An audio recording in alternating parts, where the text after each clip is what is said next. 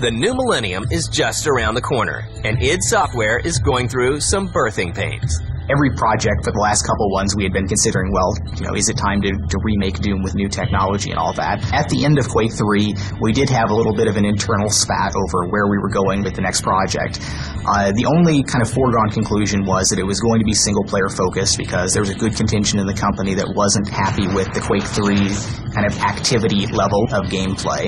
We wanted to really create this scary, intense, action-packed horror game.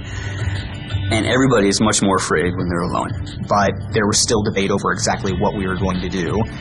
And it did come down to a point where, we had a big forced issue about it where I wasn't at all comfortable with the alternate project that was being pushed on there. And it wasn't clear that we could come up with a clear, unified company direction on something brand new.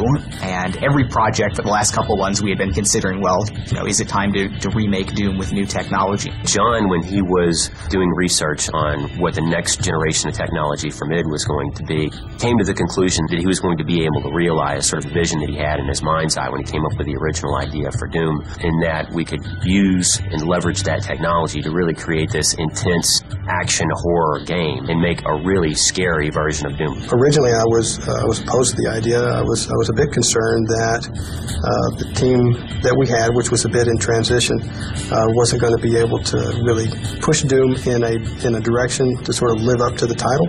So I just kind of made that the stand and said, now's the time. We can do some really radically better stuff with new technology now. In hindsight, my opposition was absolutely wrong. The decision was great. Bringing back Doom is an exceptional challenge.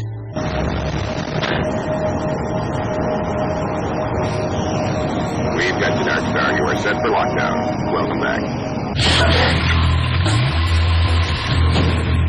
If there was a Hall of Fame in computer gaming, I can say with all the humility in the world that there's absolutely a place at the top, or certainly near it, for Doom and Doom 2.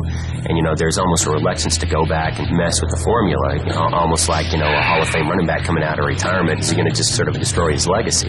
Doing Doom 3 was a very tall order because Doom was such a mega successful game that we really had to evaluate what we wanted to do. What do our fans really want us to bring back from the original? And then what can we add to the new Doom 3 to make it, so much better? You have a game that people it becomes a part of their life, and they spend so many hours playing with it, they almost develop some sense of a relationship with the game itself, that they have some ownership of it. And so they feel like that they almost have, some say in how the game ought to be taken going forward, because, hey, look, I played this game for, 1,000 hours of my life.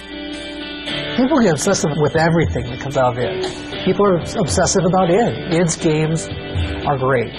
One of the reasons people respect id is that id never turns its back on quality. Everything that comes out is going to be good. People get so emotionally attached, and then they get afraid of, well, if it's not the exact game, or if it's not as good or better, if it's not their interpretation of what the next game ought to be like, and they get afraid that we're going to do something different with it. They don't want to see the next game come out because they just want to sort of freeze time and have Doom be the way it was when, they had all these great experiences in their life, and don't want to have anything to sort of spoil that memory. We definitely understand, people's emotional attachment to the properties, because we feel it too, and at least as strong as they do. On June 1st, 2000, work begins on making Doom 3 a worthy successor to the legendary franchise.